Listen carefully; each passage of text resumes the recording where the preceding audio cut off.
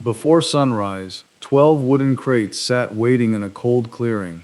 A low growl came from inside one of the metal doors. Inside each crate, a full-grown black bear waited without knowing why. The air smelled of frost, pine, and the animals themselves. These mountains had not held a single wild bear in generations. The last one had died on this slope over a century ago. For 100 years the forest grew on without its largest animal.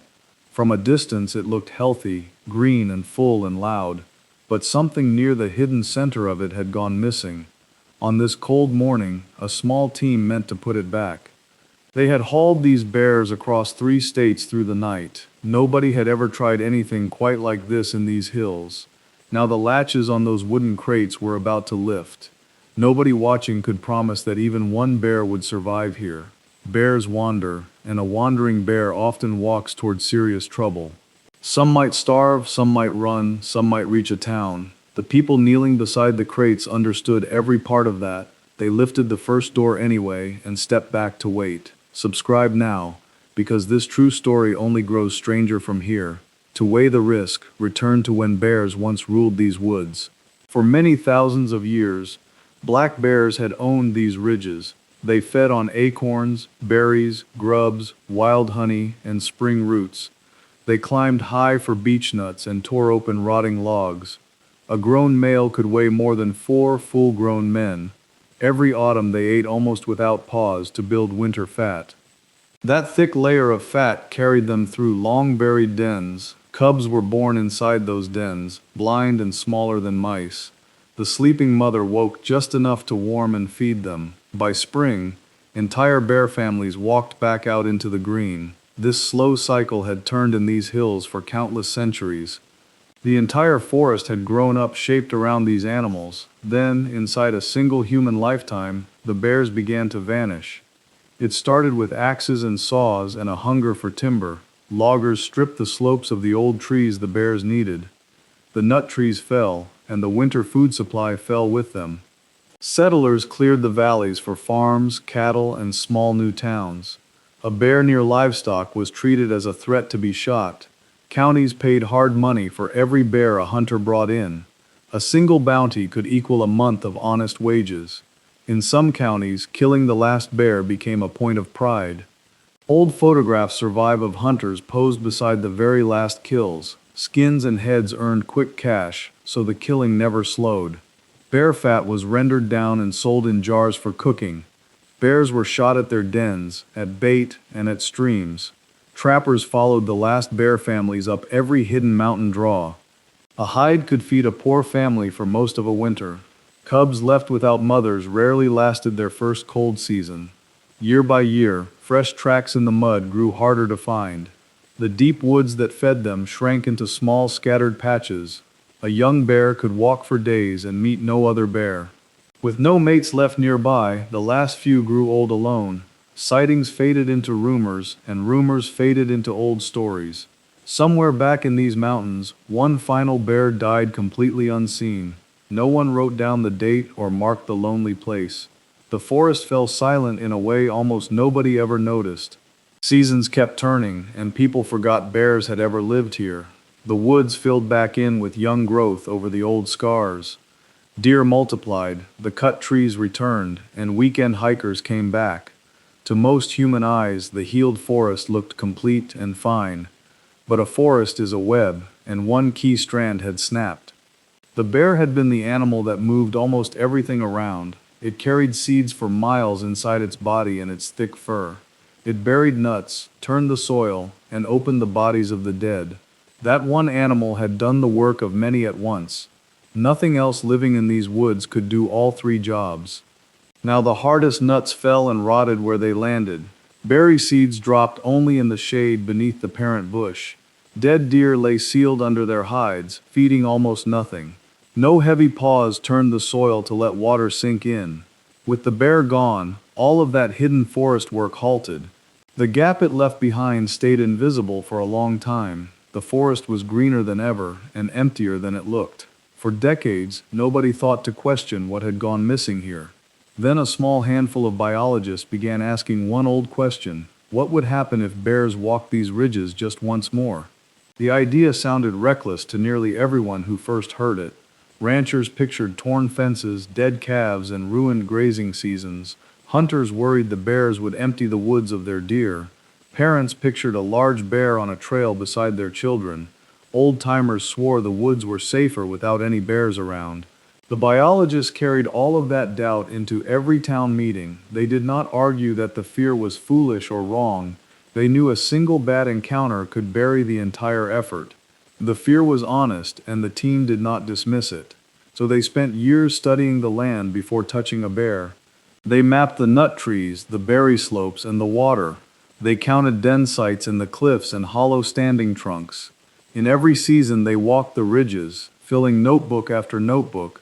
They asked whether the forest could even still feed a bear. The answer, slow and cautious, came back finally as a yes. The trees had regrown just enough to carry a small population. They calculated how many bears these woods could hold at once. The land could support a few dozen, given time and space. Getting there, though, would take patience and a great deal of luck. They studied how bears had been brought back in other regions. Every past effort taught them something new about what to avoid. Now they needed the bears, and healthy bears lived far away. A few states over, black bears were thriving in dense forest. That population was strong enough to spare a handful of animals. Wildlife crews there agreed to share a small number of them. The plan was to move only 12 bears at the start. 12 sounded tiny against a forest of many thousand wild acres. But a dozen well-chosen bears can seed an entire comeback. Most would be young females with many breeding years ahead of them. Each new bear meant cubs, and each cub meant more cubs. The team also spread the bears across different bloodlines on purpose. A varied founding group gives a new population its best chance. They chose a release site far from the busiest roads and towns. It sat deep in the largest unbroken block of forest left. Catching them, though, proved slow, difficult, and often nerve-wracking. Crews set barrel traps baited with sweets deep in the trees. When a bear entered, a door dropped and held it safely inside. A veterinarian then sedated the animal with one carefully aimed dart. While it slept, they weighed it and checked its worn teeth. They drew blood and recorded every detail on a paper chart. They fitted each bear with a collar that broadcast a signal. That signal would let them follow every animal from a distance. One by one, 12 bears passed every test the team needed. Each was lowered, still sleeping, into a padded wooden travel crate. The permits alone had taken years of paperwork to secure. Timing mattered too, so they set the release for early spring. Then the long drive toward the empty mountains finally got underway. The convoy reached the silent forest in the dark before dawn. Headlights swung across trees that had waited 100 long years. The crates were carried by hand up a rough old logging track. Each one took several people to lift and move at all. 12 bears, one clearing, and a plan nobody had tested here. The team set the crates in a rough line and then paused. Birds were starting up, unaware of what was about to change. The lead biologist checked each metal latch one final careful time. Nobody spoke much, and the entire clearing felt strangely still. Then she nodded, and the very first crate door was lifted. For a long moment, nothing stirred inside the open wooden box. The bear sat there, breathing slow, staring out at the trees. A century of absence seemed to hang in the air of that pause. Then a black shape flowed out and hit the ground running. The first wild bear in generations vanished into the thick brush. A ripple of relief and fear passed through the watching team. Nobody cheered, because the hardest part of this had only begun. One after another, the remaining crate doors were opened in turn.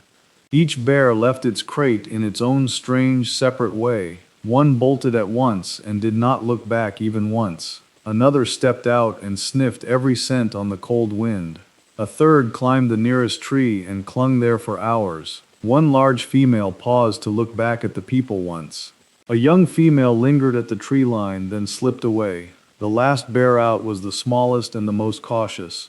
Within a single hour, all 12 had melted into the forest. The clearing that had held them was suddenly empty and silent.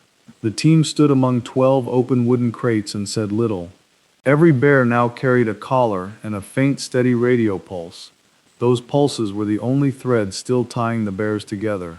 That first night, the biologists sat close beside their tracking receivers. Small beeps told them where each animal had chosen to rest. One young male had already crossed the far ridge by dawn. The signals fanned out wider than the team had expected. The bears lay scattered across miles of unfamiliar, pitch-dark woods. None of them knew this land the way their ancestors once had. There were no older, wiser bears here to teach them anything. They would have to learn every ridge and every stream alone. Where the good food grew, where to den, where danger waited, the first real test was whether they could even feed themselves. A bear that cannot find fall food will not survive winter, so the team watched the collars and hoped for strong movement. The team barely slept at all during those first tense weeks. They took turns sitting up with the receivers all night long. A drop signal could mean a dead battery or a dead bear. Each time, someone had to hike out and find the truth. For a short while, the signals told a hopeful small story. The bears spread out and settled into separate patches of woods. They followed streams, climbed for nuts, and dug through the soil. Scat left along the trails was full of seeds and berries. That meant the forest was feeding them, at least for now. Most days the bears were just feeding, safe and out of sight. The team began to let a careful hope take hold. Then, as it always does in the wild, trouble finally arrived. One collar stopped moving completely in the middle of the night. By morning, its signal had not shifted even a single inch. The team hiked out to the spot with a heavy, sinking feeling. They found the young bear lying dead beneath a stand of pines. There were no wounds, and the cause was never fully clear. Nothing about the wild ever promises a soft or gentle ending. Reintroductions almost always lose a few animals in that first year. Knowing that did nothing to make the sudden loss feel lighter. They logged the collar data and kept watching the 11 others.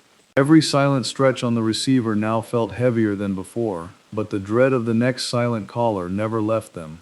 A second bear soon drifted far outside the carefully planned area. Its signal drew one long line running straight toward a highway. Beyond that road sat houses, dogs, garbage cans, and many people. A bear that learns to raid trash rarely lives for long. The team held its breath and tracked the animal for days. They drove the back roads at night, listening for the signal. It reached the edge of the town, then turned and wandered back. That near miss showed how thin the safety margin really was. A third bear turned up at a cabin, drawn by a grill. The owners were shaken, but no one was hurt that day. The team hazed that bear hard to teach it to fear people. It worked, and the bear pulled back into the deeper trees. Autumn deepened, and the surviving bears fed now with real urgency. They had to grow fat and heavy before the first snows. The team watched the calendar as much as the collars now. Then, one by one, the radio collars began to go still. This time that stillness meant something far different from death. The bears were digging in and settling down into their dens. Under roots and in rock hollows, they curled against the cold. Snow fell across the high ridges and buried the sleeping animals. The forest went white and quiet and held its secret close. Because deep inside those dark dens, something long lost was returning. Deep under the snow, brand new bear cubs were being born. If this story is holding you, subscribe and keep watching with me. The team could only wait through the long, silent winter months. The collars sat motionless, and no one could see inside the dens. Every quiet week was both a good sign and a nagging worry. A denned bear was safe, but a still collar hid everything. Nobody could know how many mothers were down there with cubs. The waiting stretched on through the coldest, darkest part of winter. Then, as the snow began to soften, the signals started moving. One by one, the bears rose and pushed out of their dens. The biologists moved in carefully to check on each new mother. They approached each den with care, trying not to spook her. From a distance, they watched one dark den mouth for hours.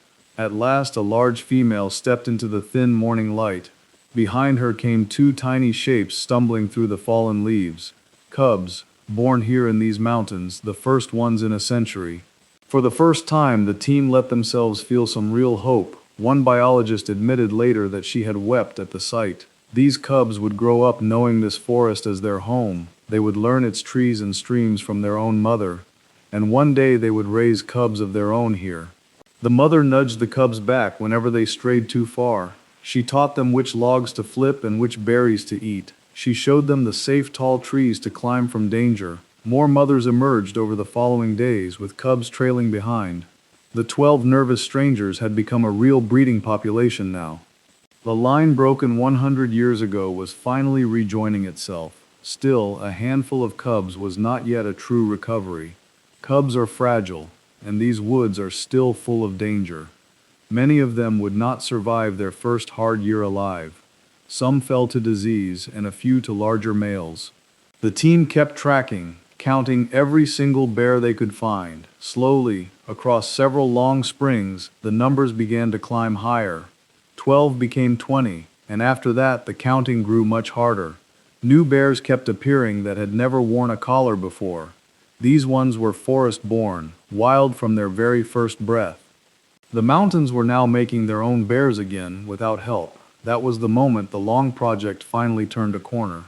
The forest had stopped being a place bears were placed into. It had become, once again, a place that bears came from. As the bears settled in, the forest itself began shifting. The changes were small at first and easy to overlook entirely. A bear spends its days eating and moving across the land. In doing that, it reshapes the woods in countless small ways. The work of one hungry bear adds up across a summer. It eats thousands of berries from slopes all across the range. Those seeds ride inside it for miles before returning to earth. They land in fresh soil wrapped in a little natural fertilizer. A single bear can plant seeds across many wild square miles. Berry bushes began sprouting in places they had long since left. The bear had become a gardener that never plants on purpose. New berry patches meant more food for birds and mice too. Its constant digging did steady work on the ground as well. Tearing up logs and soil for grubs turned the packed earth. That loosened dirt let water, seeds, and roots reach much deeper. New insects and tiny plants moved into the freshly broken ground. A patch of forest floor came alive beneath those heavy paws. Woodpeckers moved into the dead logs the bears had torn open. Small songbirds nested in the holes the woodpeckers had opened. New life crowded into every patch of churned and softened ground. The bears also changed how other animals used the land here. Deer had grown careless in a forest with no large hunters. Now a real predator moved through these quiet woods once again. Bears rarely chase grown deer, but they take fawns each spring. The deer grew warier and shifted where they chose to feed. They stopped lingering in the open, exposed parts of the woods. In the places they now avoided, young trees got a chance. Saplings that the deer once ate to nothing began growing tall. Oak and maple seedlings pushed up where almost none had survived. Along some streams, a thin new line of young trees appeared. New wildflowers spread along the trails the bears had worn open. Bees found more blossoms as those wildflowers spread across the slopes. Those roots held the soft banks and cooled the water below. Cooler, cleaner water is far better water for fish and frogs. Trout returned to pools that had run warm and empty for years. Frogs and salamanders crowded into the cool pools along the banks. Shade from the new trees brought insects the fish could eat. One returning animal had started a long chain no one controlled. The bears also fed many other creatures without ever meaning to. A bear will open a carcass that most others cannot reach. It tears through the tough hide and cracks the heaviest bones. What it leaves behind then feeds foxes, birds, beetles, and more. Ravens learned to follow the bears straight toward an easy meal. A single dead deer now fed a crowd of hungry scavengers. Nutrients from that body spread out across the wide forest floor.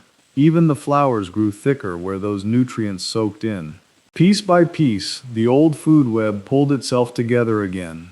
None of this had happened here for 100 long years. The forest had run without its keystone for a full century. Now that one missing piece was clicking back into its place. A forest can lean on one animal more than it knows. Each spring the forest looked a shade more alive than before. None of it was loud, and none of it was sudden. But the deep shape of the entire forest kept on changing. The woods did not transform overnight into something strange and new. They only became more of what they were always meant to be. A little wilder, a little richer, and a little more complete. And almost none of the hikers passing through even noticed it. The people living nearby, though, noticed the returning bears right away. For them, the return was not an idea but a neighbor. The same old fears from the beginning came roaring back to life. A bear tipped over the bins and scattered trash down a street. Another broke into a shed chasing the smell of stored feed. A third raided a row of beehives at the edge of town. Some residents were frightened and a few were openly, loudly furious. A few even called for the bears to be removed again. One angry season could easily undo years of careful, patient work. The team knew the bears alone were not the main challenge. Teaching people to live safely beside them was the harder task, so they went into the small towns and sat with residents. The team held open meetings in church halls and school gyms. They explained what bears want and what actually keeps them close. Almost every single problem traced back to one simple thing: food. A bear follows its sharp nose straight to easy human meals. Open garbage, pet bowls, and feed all pull bears toward houses. Take those away, and most bears keep to the deeper woods. Towns began locking up their bins and cleaning out their yards. Bear-proof containers soon appeared along the edges of the forest. Ranchers tried new electric fences and learned to move their calves. The beekeepers ringed their hives with a single hot electric wire. Over time, the bear troubles inside town started to fall away. One rancher had fought this plan from the very first day. He had lost animals and long expected the bears to ruin him. He had stood up at every meeting to speak against it. Years later, he watched a mother and two cubs cross his field. He admitted, a little grudgingly, that he no longer wanted them gone. Local hunters who had once opposed it now reported sightings proudly. Some of them even volunteered to help the team track bears. The bears had turned some of their old enemies into allies. Children down in the valley began learning to read the fresh tracks. A single clear print in the mud became a small local event. Visitors started arriving with cameras, all hoping to spot a bear. Local cafes and cabins filled with people drawn by the animals. A local school painted a black bear across its gymnasium wall. Guides now led quiet dawn hikes to look for fresh sign. The town that once feared the bears began to claim them. The bear had gone from a threat to a point of pride. That deep shift in people mattered as much as any birth. A wild animal only stays if the humans nearby truly allow it. Here, by their own choice, the humans had let the bears stay. Many years have passed since those 12 crates opened at dawn. The forest that once had no bears now holds a living population. The exact count shifts, but it climbs a little each year. What began with 12 has grown into many times that number. Bears now den in these ridges and raise fresh cubs each spring. Their descendants have spread to valleys far from the first release. Some now live in woods their first mothers had never seen. A few have crossed into the next range of mountains entirely. The animals that took their place a century ago are still here, but the largest one of all, the bear, has come home. The web that lost a strand has begun to weave it back. Seeds travel again, the soil turns again, and carcasses open again. The old quiet work of the bear is running here once more. None of this came from luck or from leaving things alone. The empty forest would have stayed empty on its own forever. Bears do not cross highways and distant states to reclaim ground. People had to carry them back to these hills by hand. The team defended the bears through those hard, uncertain early years, and whole towns had changed their own habits to make room. The comeback belonged to the bears and the people both together. It also came far closer to total failure than most knew. A few more losses that first year could have ended it. One truly angry town could have called the whole thing off. The line between success and failure was always painfully, dangerously thin. That thin, fragile line is exactly what makes this story matter. It shows a lost thing can come back, with enough care. Other regions now study this forest as a model to follow. Teams from far away come to learn how it was done. The story that started with just 12 bears keeps spreading outward. Each new bear born here is one more answer to that fear. Somewhere on those high ridges right now, a lone bear walks. It steps over roots where the last old bear once died. A fresh track now marks mud that held none for a century. The seeds it carries will become the tall trees of tomorrow. That bear does not know it was ever gone from here. To these wild mountains it now belongs, fully and for good. The team never wanted thanks or any fame for this work. They wanted one thing only, a bear that fully belongs here. A forest whole enough now to forget it was ever broken. The 12 original bears that started it all are mostly gone. Wild bears do not live for all that many years here. But every bear in these mountains still carries their blood forward. The path that began at those crates has never really ended. It continues on in every cub born beneath the winter snow.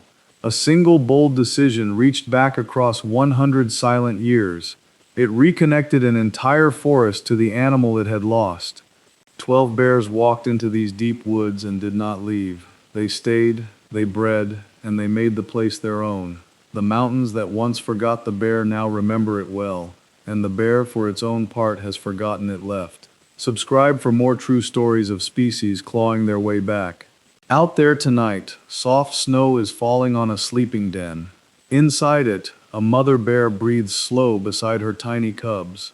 In spring, they will step into a forest that patiently waited, a living forest that is finally and fully alive once again. And it all began with just 12 bears and one open door.